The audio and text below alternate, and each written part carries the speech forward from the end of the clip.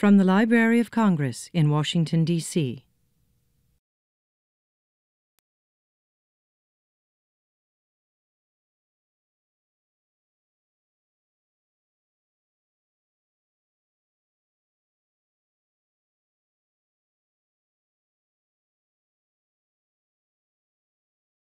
Welcome. I'm Diana Ingram. I'm the executive director here at Hill Center. Can you hear me in the other room? Woo! So I'm always so curious. I have to ask, is there anyone here, and also in the other room, who has never been in the building before? Raise your hand. Welcome. Oh my gosh, welcome. Please come back. Look at all of the materials that we spread out. Check out our website. And it's a real gift to have you all here this evening. Please take a moment to turn off your mobile devices. It is a real pleasure to partner with the Library of Congress's American Folklife Center. And it's really amazing series, Many Paths to Freedom, looking back, looking ahead at the long civil rights movement.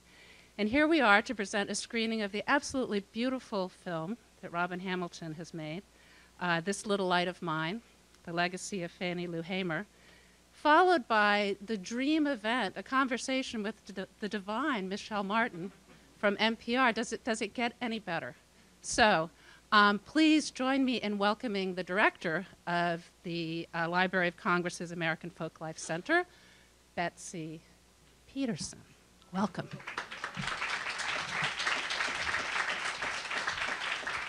Thank you, Diana. As she said, I am Betsy Peterson. I'm the director of the American Folklife Center, and this is, in fact, a program in our 2015 iteration of the series Many Paths to Freedom, and we're thrilled to be here at the Hill Center with all of you and all of you in the other room.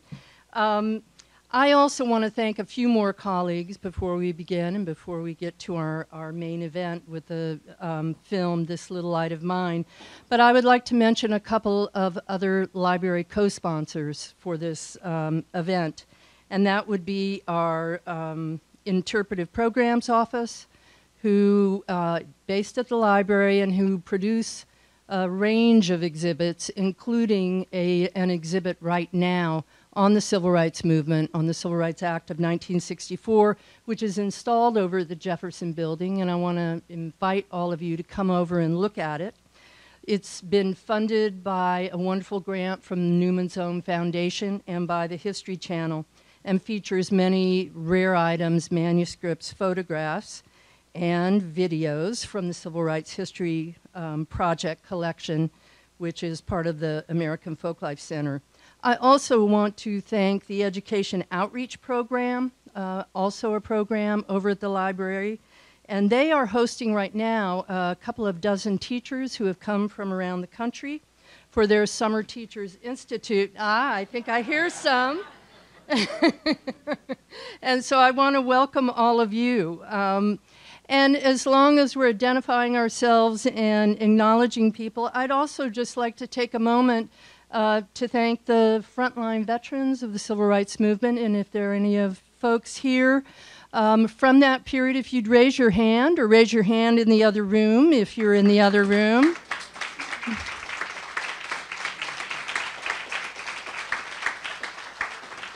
I thank you, and I know everyone here thanks you. We owe so much to you all. And I hope in the time that we have question and answer and discussion afterwards, and if there are any breaks, I hope you'll take the time to talk to folks. As I mentioned, the Civil Rights History Project is a work that has been going on at the American Folklife Center and with our partners, the National Museum of African American History and Culture at the Smithsonian, for over the last 5 years or so. It's a project that was mandated by Congress and includes oral history interviews with many veterans of the Civil Rights Movement from all over the country. So I invite you also to look at those materials that are online. They're at our center. Come in, listen, talk to staff. We would love to tell you all about it. And then finally, thank you to our partners in crime here at the Hill Center. Thank you, Diana. And I also want to thank Marianne Brownlow, who has been very central in putting the event together, Charlotte Oman, and Dimitri O'Brien, who is doing some of the tech and AV support. And so finally, and I am sweating, on to our main event. And it's my pleasure to introduce Robin Hamilton, the filmmaker of This Little Light of Mine. Robin is a journalist and a filmmaker whose work has taken her all over the country, around the world. She was drawn to journalism while she was at college at Duke University, when she was writing her senior paper about the desegregation of Durham. And it's during that time that she discovered the history and story around Mrs. Fannie Lou Hamer. Post-graduation, Robin has pursued a career in broadcast journalism and worked for network affiliates around the country, including Florida, New York, Boston, Massachusetts, D.C. She has an MA in broadcast journalism from NYU and an MPA, which I think is Masters of Public Administration, with a focus in policy and media from the John F. Kennedy School of Government at Harvard. The film, This Little Light of Mine, The Legacy of Fannie Lou Hamer, is her directorial debut, and we're thrilled to have her here and the film here. The moderator and discussant for the program after we listen to or see the film is also a familiar name, I think known to many of us here in the DC area, Michelle Martin from NPR. Joins us tonight, and we're thrilled that she's able to make time to participate in this discussion. Michelle has been a journalist for over 25 years, first in print with major newspapers, television, and now at NPR. And she came to NPR in 2006 and launched Tell Me More, a one-hour daily NPR news and talk show that airs on NPR stations nationwide. And so we're thrilled to have her here. And with that, welcome Michelle, welcome Robin. Take it away. Thank you.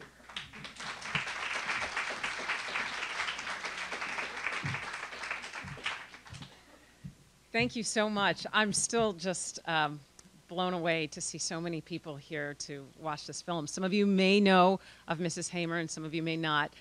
She was a hero of mine. Even though I never met her, I learned about her in school, and I fell in love with her. And for me, this project really was a passion project because I wanted to pay tribute to a woman who contributed so much to our history, and many people don't realize what kind of contribution and sacrifice that she made. So I hope you all enjoy it. I hope you at least get a little bit of a taste, a glimpse of just how wonderful this woman was, and I think her legacy still lives on. And I hope you get to see a little bit of what I saw when I was learning about her as I was doing this film.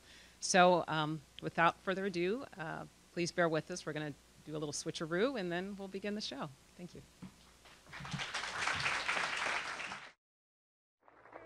I've heard several comments from people that was talking about with the people, for the people, and by the people. Being a black woman from Mississippi, I've learned that long ago that's not true. It's with a handful, for a handful, by a handful. But we're going to change that, baby. We want to register to become first-class citizens. We got to know each other, through the workshop, and Fannie Lou Hamer just emerged. I had heard of Mrs. Hamer, and people were in awe of her, loved her. Our lives be threatened daily.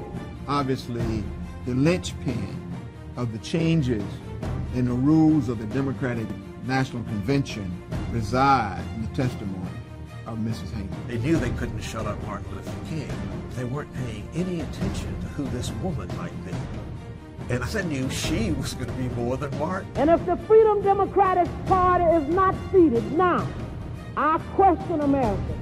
Mrs. Hamer still emerges to become a spokesperson for so many people who had been denied the right to participate in the American political system. Is this America, the land of the free and the home of the brave?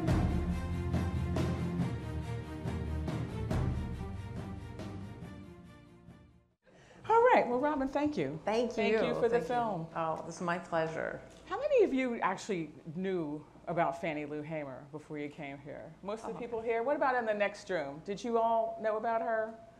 Okay. Oh, good. You're teachers, so you should. Thank you. I'm greatly relieved. But if you don't mind, you're putting yourself on the spot. Any of you didn't know that much about her? Did you know? You didn't know anything about her? Or did you know anything about her? A little tiny sort of bit about her? Robin, what about you? Is there something about her that just captured your spirit? And if so, what was it?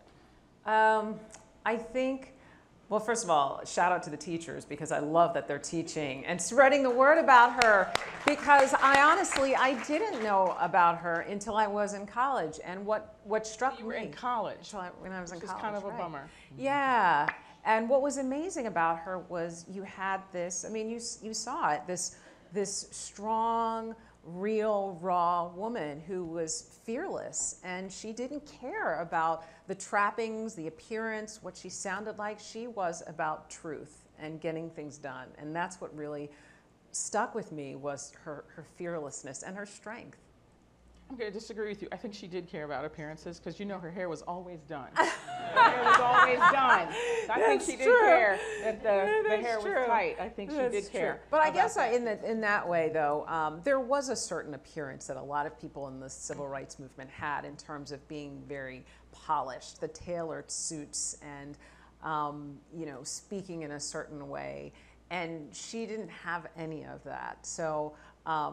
Yeah, so I think she didn't have the airs that I think a lot of people had. Why did you decide to make this film when you did? As you know, you didn't have the benefit of having your subject around for you to interview, and you had to kind of piece it in from the sources that were available. Why did you feel such an urgency to make this film?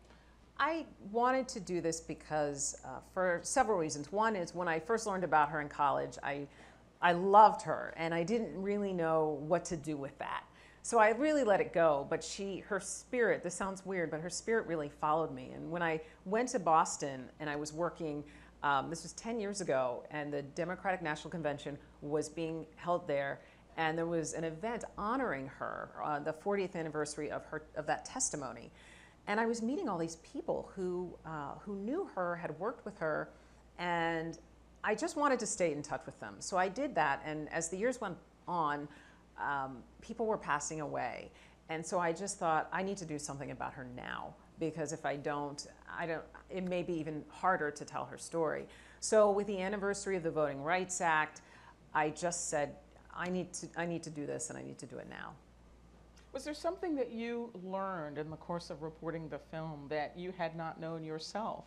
You had kind of studied her life when you encountered her in college, but is there something that, when you kind of were face to face with the people who really knew her, just gripped you? I think it was, I had always known how strong she was, but there's something about listening to people talk about what life was really, really like. So she had this moment on the national stage during the Democratic National Convention, but she also had to go back home and face the death threats and keep the ball rolling with nothing. And I think to have that fortitude of spirit, that really stuck with me when I talked to people, because a number of those people stayed in Mississippi, who I interviewed. They had been with her when she was there, they went back with her, and it was nonstop. And there's something to be said for continuing that fight when all the cameras are gone and the noise is gone, but you're facing threats every day. Well, it's true. I mean, one of the things that's interesting, I mean, we forget that, Rosa Parks moved to Michigan because of the death threats. I mean, she and her husband both lost their jobs. And so, being faced with death threats, they were, they moved to Michigan to save their lives. Certainly nobody would fault them, for that, but that she stayed, and she stayed for the rest of her life. Why her? One of the things I was interested in the interviews is that many people would say things about her. They'd say, I imagine that she did this. I think that she did that. Do we really know why her? Why was she who she was?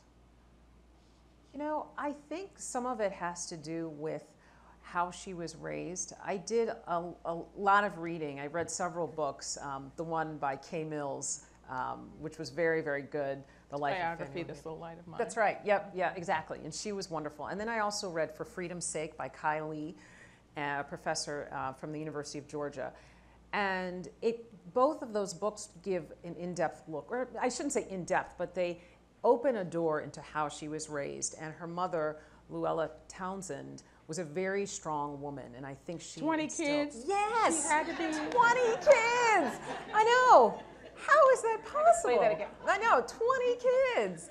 That alone, right? No, she made a point of saying same marriage. My parents Yes, had same marriage. I was like, that's yeah, right. we got it. That's yes. right. That's right. Hey. And the fact that they had to deal with incredible abuse, and one of the things that happened to them was they had lived on a plantation, Mrs. Hamer and all of her siblings, and her mother and father had actually made enough to start building a life of their own. So they had earned enough to buy a cow and some chickens and a pig, and they thought, this is our ticket to freedom. And apparently the neighbors started to hear this, the white neighbors. And one day they went on a family trip to visit relatives, came back, and apparently a local white farmer had filled the feed with Paris green, an insecticide, and killed off all of their stock. And she was crushed, and she saw what that did to her father, but she said her mother said, we're going to keep going. We're going to keep going, we're going to keep going, we're going to keep going. And I think that's where her resilience came from that debilitating situation, she kept going. And yet, you allude to this in the film, and you weren't able to, obviously, within the time that you had, kind of fully amplify all this. I mean, being sterilized without your consent. And as I understand the story, she only found out about it because she overheard people in the Marlowe house That's right. talking about it. What effect do you think that had on her? In fact, I think Dorothy and Virgie were adopted. I mean, That's right. They were adopted. I mean, not unusual. I mean, a lot of us, people raised kids that they didn't even give birth to. So it's not that she didn't love them. She didn't love them any less. Yeah. But she was not able to give birth to children with her husband as she would have liked to have done because she had been sterilized without her knowledge and without her consent. And I wonder what effect you think that had on her. Virgie talked a little bit about it in the film. What do you sense there? From what I read, and even from talking to Virgie, I think it was the thing that pushed her over the limit. I think to hear about, something that had been done to you without your knowledge, I think that is what pushed her over the edge, because shortly thereafter was when one of her neighbors had told her about the SNCC activists who had come in and were pushing for voter registration. So that's when she said, I'm going to do this. And she was even a little nervous to do it then, but it was the same year she found out, was the same year she decided to go and try to register to vote. And she was in her mid-40s, right? That's when right. she started her activism. I think a lot of us think of the movement as being like the young people. We see those famous images of the young people in the children's campaign and the children's march. Right. She was in her mid-40s when she became, an activist. Right. And I also wonder what your thoughts are about that. I mean, that, the fact that, when you get fired from your job in that world, you don't just get fired from your job. Everybody within miles around knows, and you have to leave your house. And, I'm just sort of wondering what your thoughts are about that. I mean, the fact that she was in her mid-40s at the time that she undertook this, and what do you think that meant? And I just think it speaks to her fearlessness, because despite everything she went through, how easy would it have been to just crawl in a hole and die, or just kind of just stop trying. I mean, and the fact that she was, as they say, middle-aged, and there were some people who didn't even want to help her because they were worried about their jobs and jeopardizing their livelihood. I just think it speaks to her spirit. I think it speaks to, again, her fearlessness to be at this stage in her life. It was almost as if she just said, it's either this or die, Why do you think it is that she is not as well known, I feel safe in saying, as some of the other leaders of the period? I mean, I think, you know, the calendar, right? You know, who's in the calendar, right? Right. Whose picture gets in the calendar. Yeah, and yeah. why do you think that is? I'm wondering, is it partly because what happened to her was so demeaning that people don't want to think about the fact that she was, you know, I mean, it's the kind of thing that now, like with increasingly graphic movies, right? Like 12 Years a Slave, when people are exposed to like the brutality, the demeaningness, the disgusting grotesqueness, and the pettiness of the ways that people found to oppress people. But the fact that these jailers forced black prisoners to beat her and forced somebody who clearly had a sense of dignity about herself to be undressed in their presence. And we don't even know the full extent of what may have occurred because, you know, people didn't talk about things like that back then. Why do you think it is that she's not as well known? I think she is one of the unsung heroes of the movement, heroines of the movement, even though singing, ironically, was her thing, you know. Why do you think that is? I think some of it does have to do with exactly what you just said. I think there's something very uncomfortable when you have to look at the reality of what happened to her. It's very ugly and it's very painful to think about that.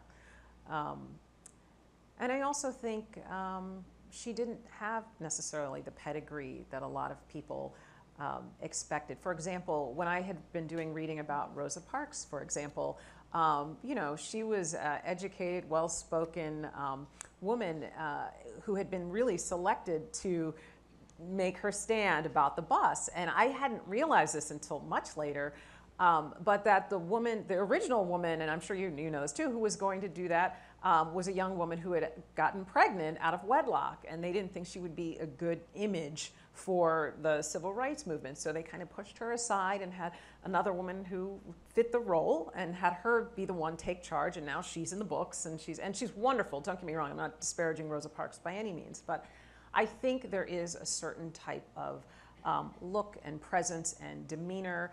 And also, Mrs. Hamer was fearless and very outspoken. And in my research, one of the things that people said was she wasn't going to be beholden to anyone. So if you pissed her off, she was going to tell you that, you know, you pissed her off. And so I think if you're one of those people that ruffles enough feathers, you do get pushed aside.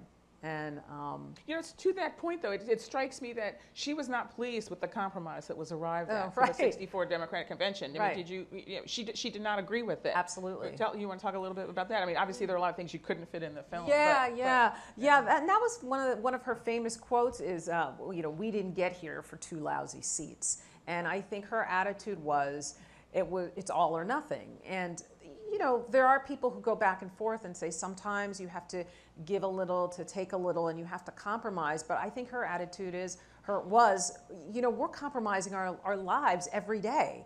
You know, I have to go home and have death threats leveled at me and my family. I can't get a job because of this. I don't have time to compromise. I think she thought it was a bogus offer. And I also think she resented the fact that this decision was made without her knowledge of it. So Dr. King and several others had been privy to some of the talks, but I think ultimately the decision was made without her in the room. And were any women in the room? I don't think so. I don't think so. No comment. All right. So let's open it up to conversation and to questions, you know, and comments. And we're all grown up, so you don't have to ask a fake question. Just keep it tight so everybody can participate.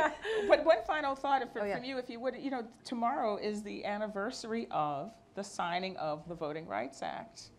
And you're a journalist, so I'm not going to ask you to give too many, you know, unless you want to. Yeah, but you know, we are in an interesting historical moment when many people feel that I think it's fair to say, you know, accurately reporting, not editorializing, that many people feel that we are in a moment when many of the things that Fannie Lou Hamer fought for are now being compromised by people who either don't believe that these laws were necessary, never agreed with them, or think they no longer are. Right. And I'd like to know if you have any thoughts about that. That's right.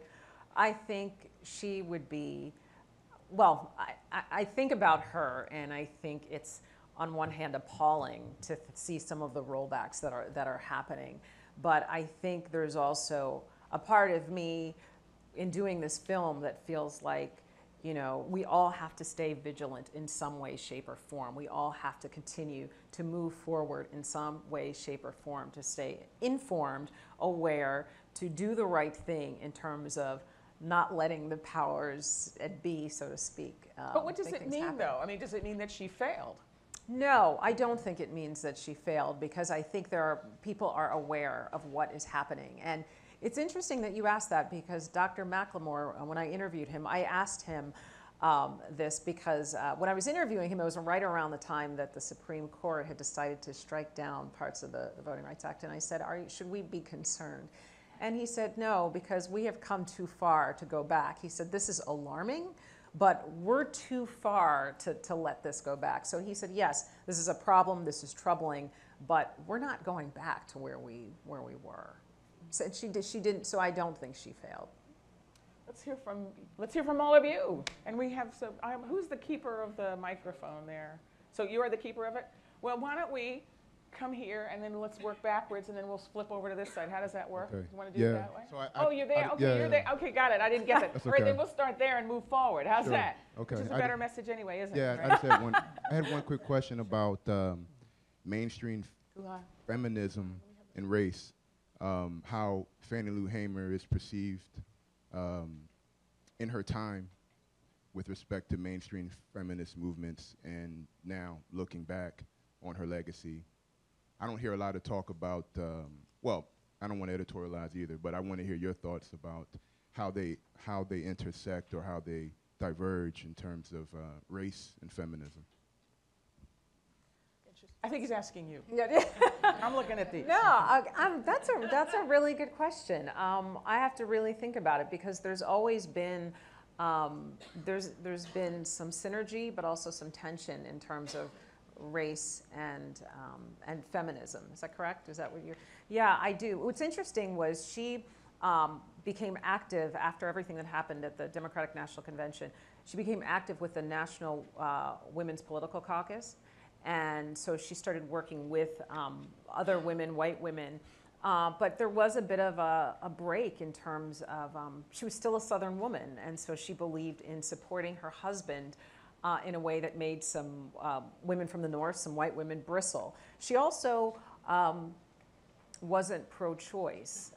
She spoke out against abortion. And so I think that ruffled a lot of women who are with now.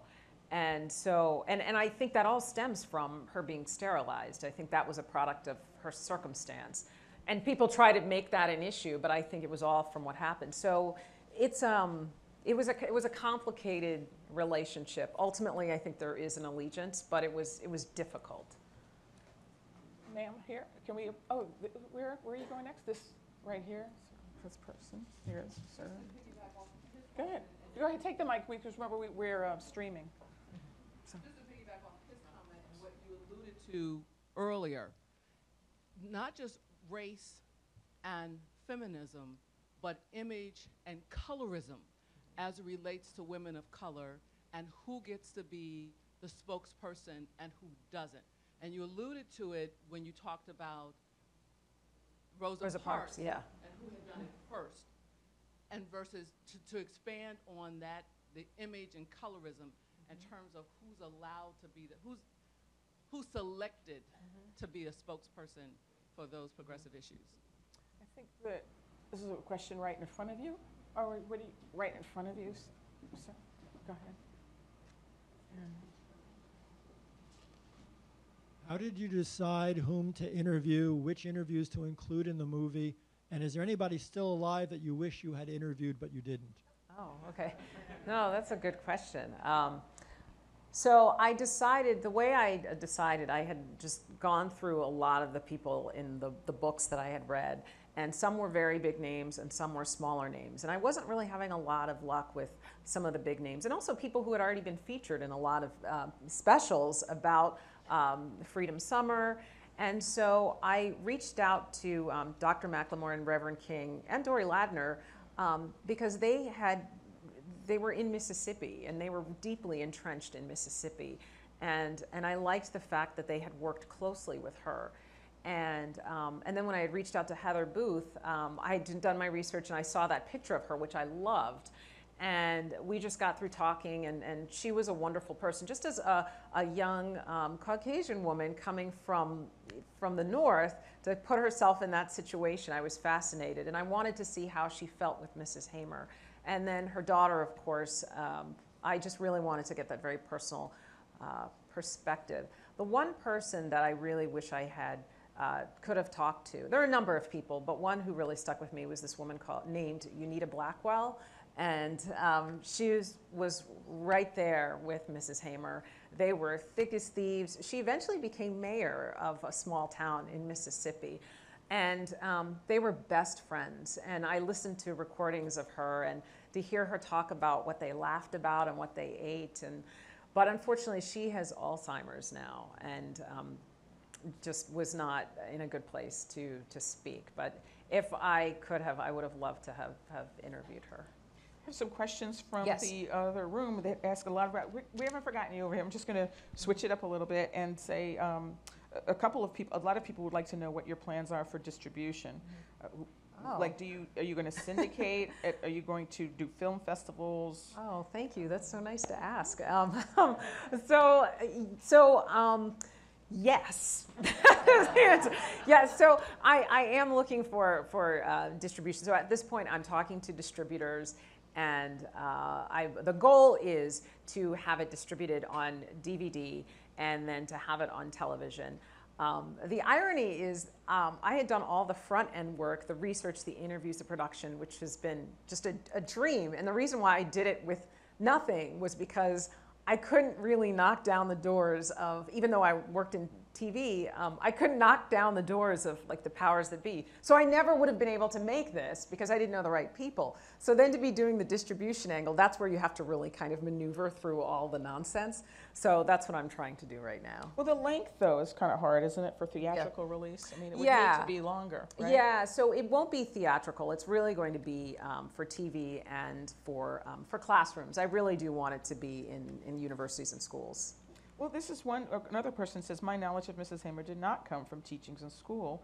I learned of Mrs. Hamer after college from personal readings. It says, your work has served to increase my knowledge and appreciation for her struggle. And how do you think she would perceive the current cases of police brutality against black people and the Supreme Court's erosion of the Voting Rights Act? You started to talk about that, but what about that? Yeah, I think she'd be appalled. I mean, I think she would be appalled, and I think she would be deeply, deeply saddened. And I say that because, I mean, for obvious reasons, but also there were so many things I couldn't put in the film. But one of the things that she did after she came back was she was constantly fighting against police brutality. And there was one woman she was a track star, a high school girl, who was shot in the neck in front of a grocery store. And this was actually right after the Voting Rights Act had been passed, and so there was a push for voting registration, and it happened in Mrs. Hamer's town. And Mrs. Hamer became a huge advocate fighting against police brutality, but it was also the thing that really wore her down. She had bouts of exhaustion, and that happened shortly after this situation, because I think it's crazy to think that this is what happens when you're in the hands of the people who are supposed to protect you. I think she'd be appalled. Other questions here in the audience? And we'll go here, and then we'll start over this way. We'll make a U-turn. Quick, I'm an 82-year-old retired colonel from the Army. I was embarrassed that I never heard of Nannie Helen Burroughs until 2008. Yet May 10th is Nannie Helen Burroughs Day in Washington since 1975. Her life contrasts with Hamer. For 25 years, both of them were activists. Burroughs was a feminist, a civil rights leader. She was a Martin Luther King leader, a mentor, and yet we don't hear about her. I wonder if it's because she was a Republican. I wonder if it's because in 1957, she supported President Eisenhower's Civil Rights Act, which was the first Voting Rights Act since 1866. which was watered down by President Johnson. So I have a project called the Nannie Helen Burroughs Project, and I really need to investigate why she seems to be lost. You might comment. All right, if this lady. No, it's good to know, because we had spoken earlier, Mr. Wyatt and I didn't know her either. And I think it speaks to the point of there are so many women, men and women, who did so many great things, and we just don't know about them, and their sacrifices have been tremendous. So I think it's great that you're working on that project. I have a comment and a question. First, I'd like to say good evening and thank you for your work. I appreciate that. Thank you to the Hill Center for the opportunity to view the film.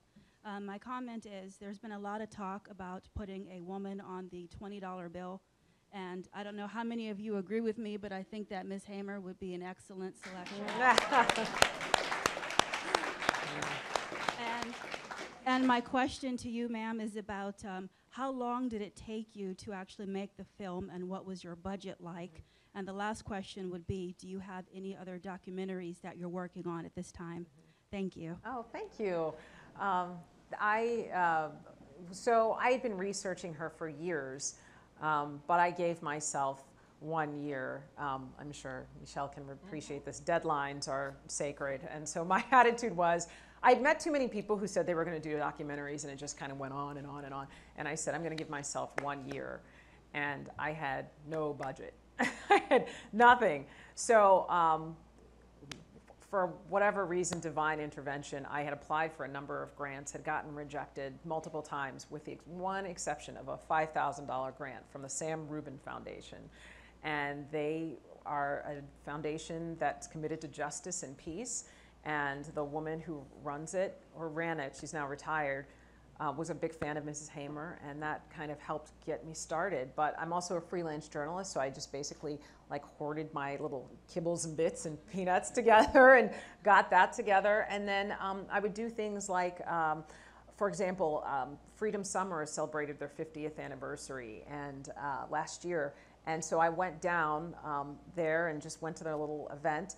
And Judge Linda Davis, who is back there, was kind enough. She was actually one of the volunteers. She was a student back at the time and went back for the reunion.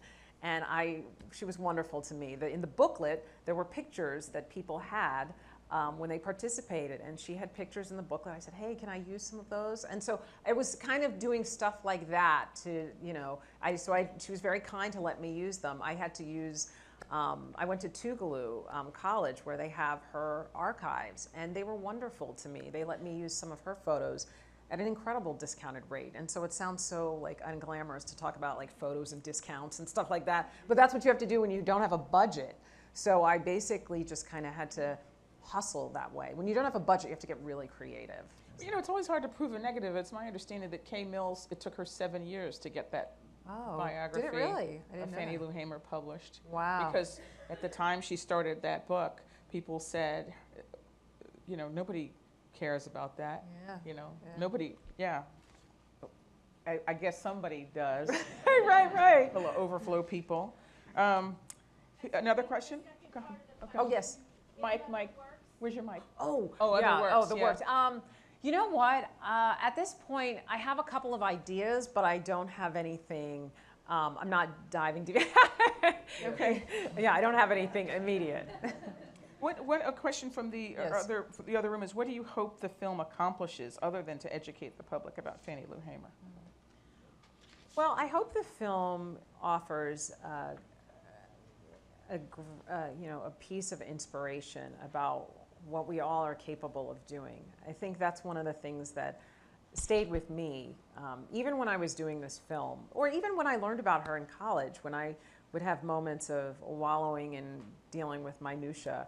And it sounds corny, but I would think about her and I would just think, God, I mean, what am I complaining for? You know, she's the type of woman that makes you want to be a better person.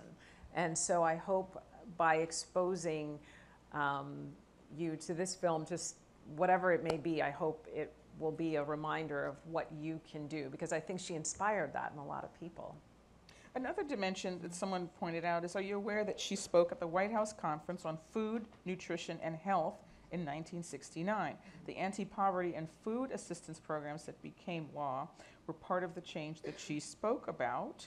Let's see, she said on stage at that conference of 5,000, she said, "Don't you diss Mississippi, at least you know where you stand." You know, but the writer, the questioner raises a really interesting point about she was, you know, we talked about like why don't more people know about her. It's part of me wonders, she was a woman and people weren't that interested in, you know, let's just be honest about that, the women leaders after a certain point. But also she was rural, right? Yes. And that she was really connected to, you know, that things would happen. It would take days to find out the things that happen. But her connection to things like food. That's right. One of her projects was to start the pig bank. That's Remember right. that? Yeah, Talk that's about the absolutely pig bank that she. Yeah.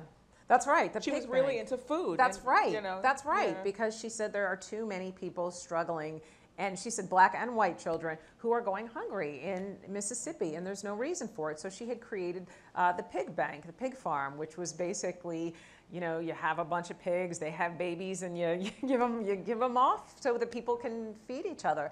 And initially, it started with very good intentions, but the problem is that it wasn't managed very well because people were supposed to buy into it, to contribute in some small way.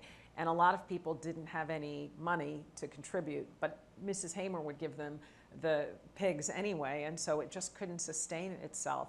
So I think that was one of the reasons why it didn't fail, but she was very, very forward-thinking in terms of fighting for anti-poverty and anti-hunger initiatives.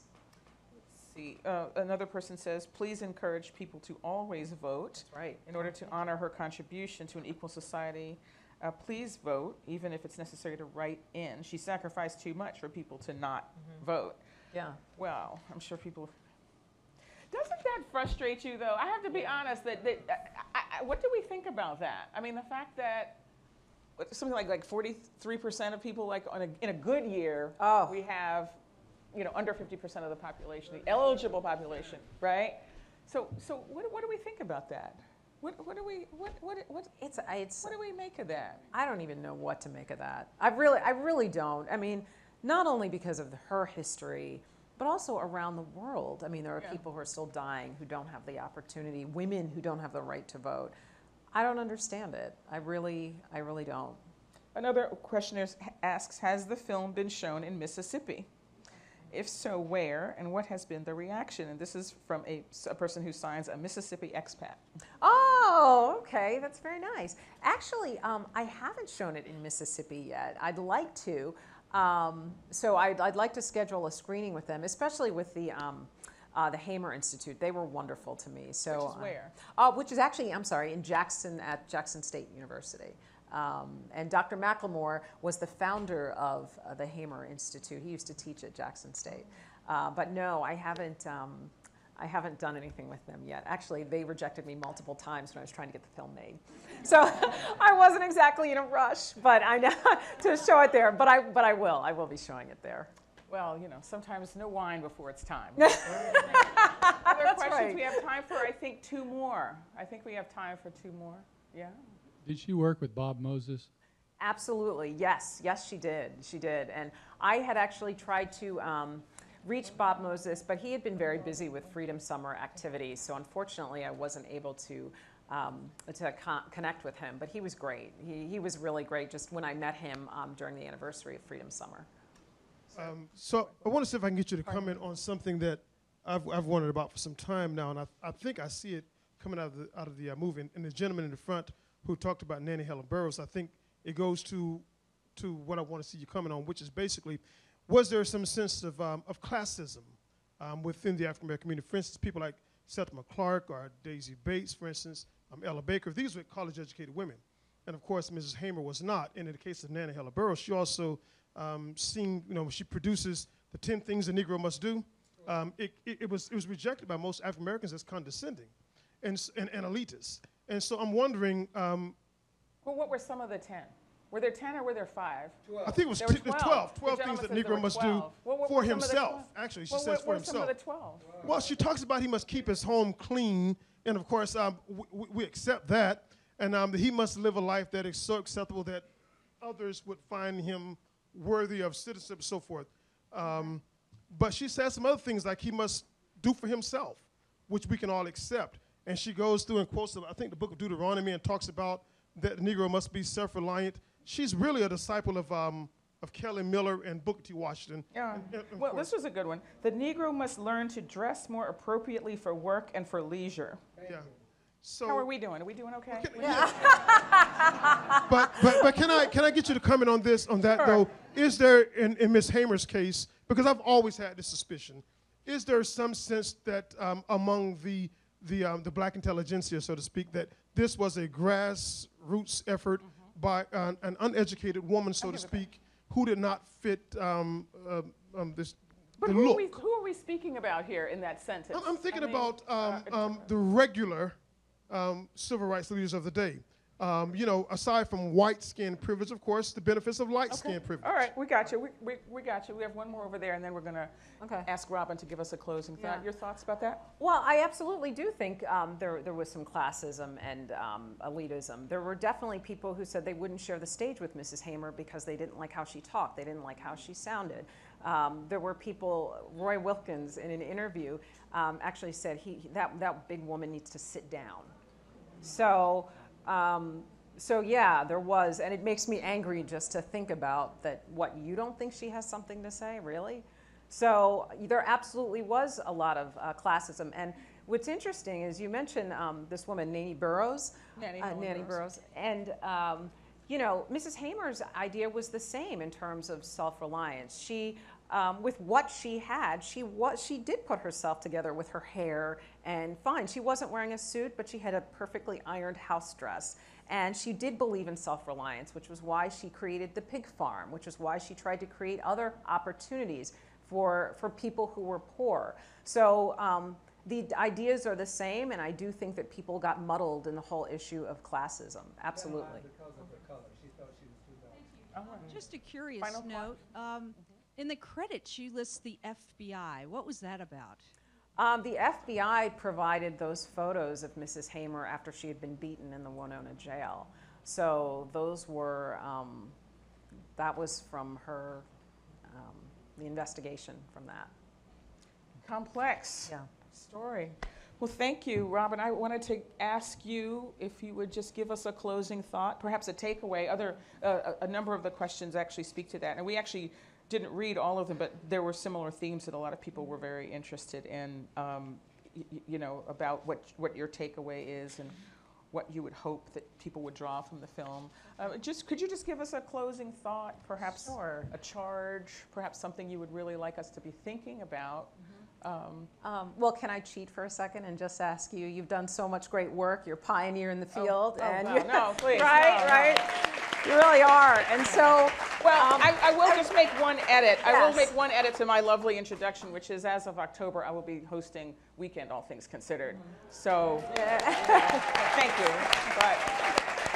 So, no more Tell Me More, but, I love Tell Me More. Thank you for those of you who listened and were supportive of the program, but I'll be back on the air regularly, and hopefully it'll be part of your weekend listening, always on iTunes and podcast, all that. No excuses.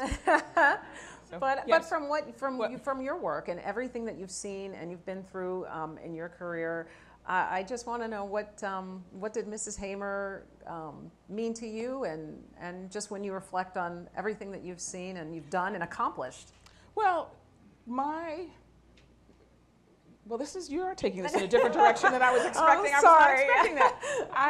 I see her as a spiritual mentor because she practiced a kind of discipleship that is hard to emulate, and it's easy to see people and think, well, I could never do that. I could never be this person. I could never. That person's smarter than me and talks better and for me, I just think she's a profound example of discipleship, and you can interpret that on every level that you hear. So that's what she means to me. I think she's like profound spiritual presence that lives. Yes. And I just wish that someone had asked her in her lifetime, had thought to ask her, because I think sometimes we take that for granted. You know, oh, those black folks are so spiritual, you know, or oh, you know, those black folks all do all that singing, and it's just so, you know, it's part of the culture, as opposed to it being sort of an individual, sought, chosen path. And I sometimes think that, you know, I certainly appreciate the ground and the soil from which she rose, but others had that choice and did not follow. That's right. And so I wish that someone, and so to me as a journalist, it reminds me to never assume, but to ask. Ask. Why? Absolutely. And let people tell you who they are. So that's what I take from that. Yeah. Thank you for that. Thank you. You can use it. Your closing thought. Well, thank you. I know I put you on the spot. Okay. Yeah, I just think I do feel as though she is a spiritual being and she did stay with me. She stayed with me when I first met her, and she will continue to stay with me forever. And I just, again, I hope that her legacy will be for everyone to remember to stay committed to doing morally what's right and following that compass and believing that your voice does matter, that everything that you do matters. Robin Hamilton, thank you so much. Thank you so much. Thank you. Thank you so much. This has been a presentation of the Library of Congress. Visit us at loc.gov.